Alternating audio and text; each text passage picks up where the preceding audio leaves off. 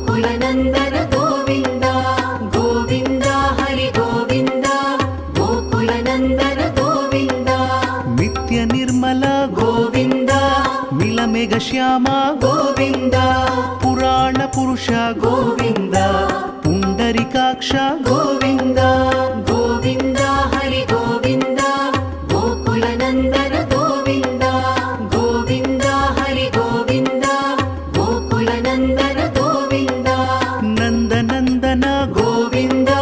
नवनीत चोर गोविन्द पशुपालक श्री गोविन्द